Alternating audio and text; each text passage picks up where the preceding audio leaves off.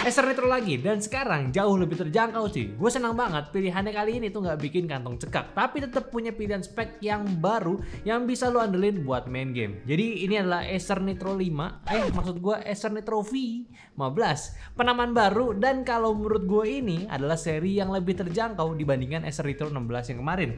Jadi nih biar nggak salah atau gue salah, kalau nggak salah tolong benerin ya. Jadi Acer di tahun ini tuh ada dua jenis untuk laptop Nitronya, nggak Nitro 5 lagi, tapi ada Nitro 16 atau 17 untuk yang upper mid-nya, ya untuk upper mid gaming laptop, dan ini adalah Nitro V yang kelasannya itu untuk entry to mid laptop gaming. Sekali lagi tolong benerin nih kalau gua ada salah. Tapi yang menarik ini punya laptop tuh ya masih oke dan harganya start dari 10 jutaan doang.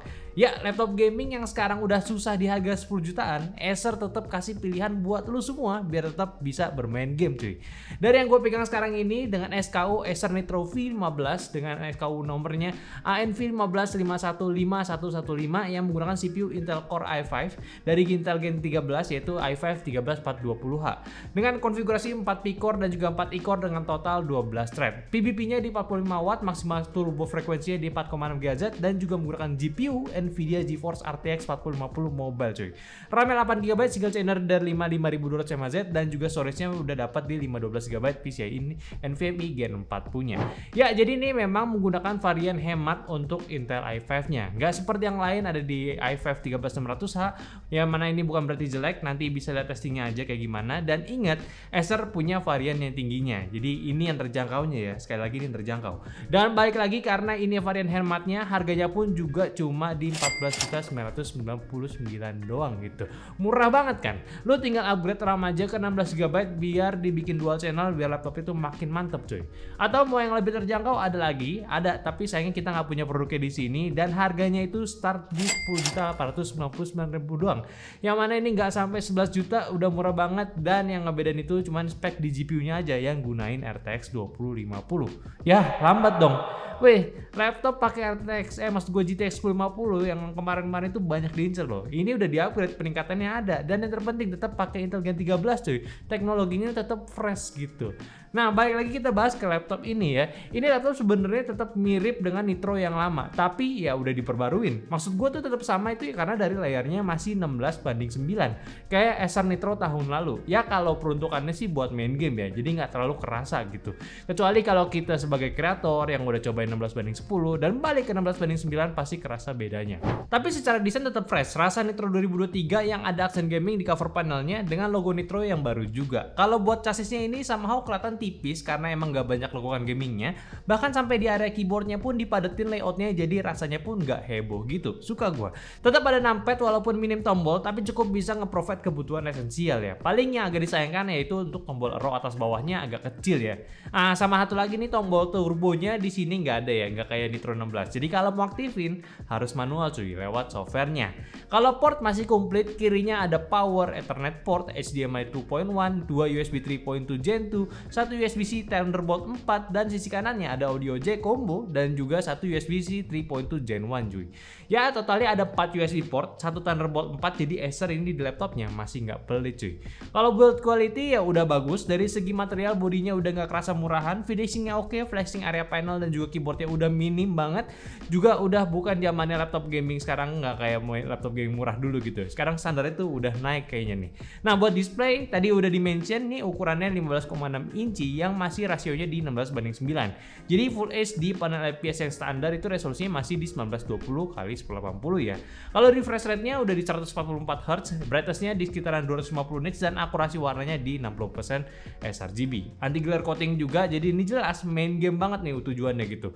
Bukan untuk kreatif. Ya walaupun tetap bisa banget buat lo bikin sendiri ataupun pakai monitor eksternal buat akurasi warna yang lebih baik ya. Ya secara overall untuk layarnya sih udah oke.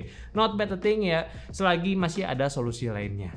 Tentunya buat di segi looks pun ya sekarang lebih baik dengan bezelnya dibanding Nitro 5 yang lama. Tetap bezelnya ada, tapi nggak setebel yang dulu. Apalagi ada slop ke bawah biar tampangnya itu jadi lebih baik lagi. Jangan lupa untuk webcam juga ada di sisi atas dengan resolusi yang standar 720p serta fitur Acer untuk conversationnya dibawa ke laptop ini kayak Acer Purified View dan juga Acer Purified Voice ya.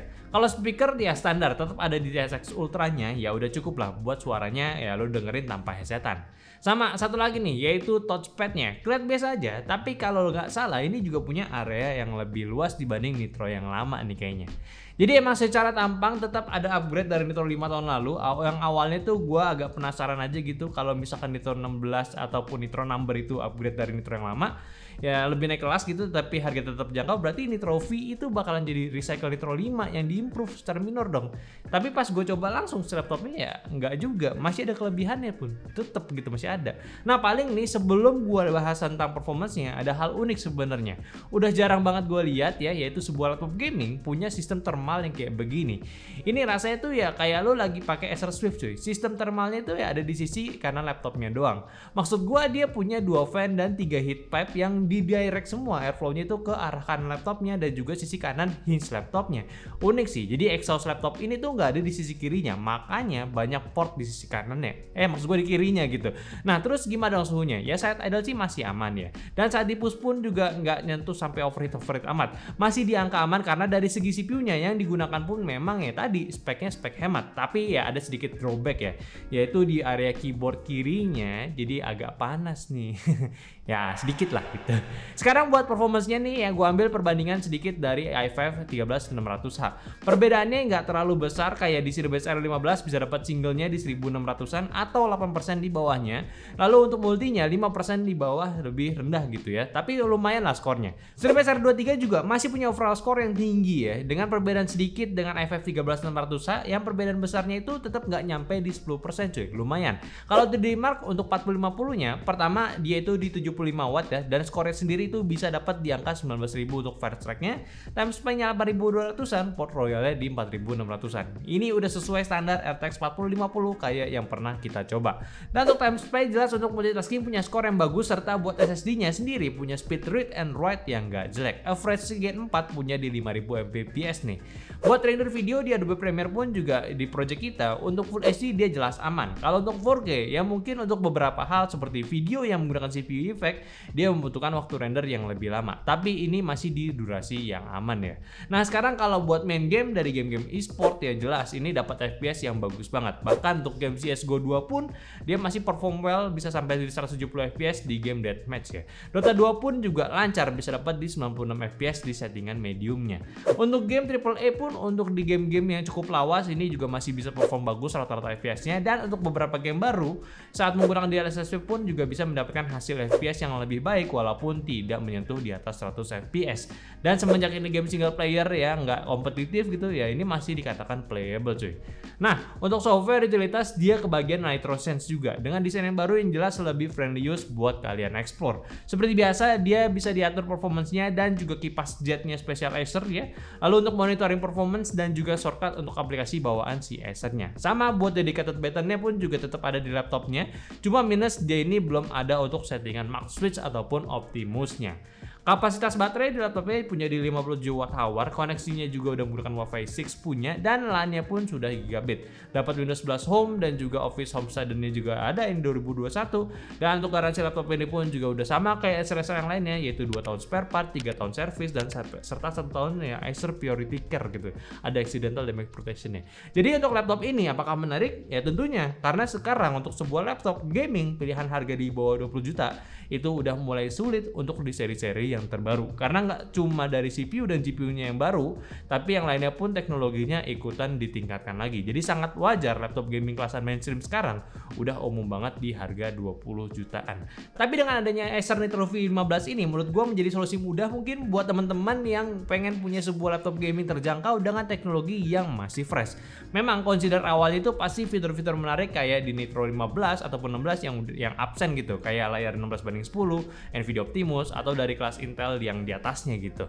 Cuma masalahnya masih ada solusi lah menurut gua kalau lu pilih laptop ini. Pertama lu mesti upgrade dari RAM-nya biar dapat performa yang asik. Terus juga Acer tetap kasih 1 slot SSD, ya ini gua belum mention sebelumnya. Ya jadi masih ada 1 slot buat lu ekspansi bagian memorinya, maksud gua storage-nya. Itu harusnya udah enak. Kalau soal layar ya lu mau dapetin experience yang lebih bagus kayak dari akurasi warna, tinggal tabung lagi aja buat beli monitor nanti ya. Ya emang ujung-ujungnya keluarin duit lagi, tapi buat step awal lu main game ya atau walaupun yang sekedar buat kuliah ataupun kerja, lo masih punya opsi dengan harga yang lebih aman ketimbang lo keluarin duit lebih tapi sayang banget gitu, masih belum ikhlas buat beli laptop. Ini laptop masih menarik buat main game, apalagi buat game e-sport doang ya, udah pasti bisa dapetin performance yang cukup tinggi. Ya jadi ini oke lah untuk si Acer ini, masih nggak mengecewakan lah menurut gua. Malah ini bagus banget buat opsi laptop gaming harga 10 jutaan cuy. Oke, mungkin itu dulu pembahasan gue dari Acer Nitro V ya, Nitro V 15. Tolong bantu juga share video ini ke teman-teman kalian yang lagi butuh laptop gaming dengan harga super terjangkau. Jangan lupa kasih pendapat dari kolom komentar, sama like video ini kalau kalian suka, dan follow semua sosial media kita yang ada di Instagram, TikTok, Facebook, dan Discord yang semua linknya ada di deskripsi. Yang terakhir, sampai jumpa di video nyantai selanjutnya. Bye bye.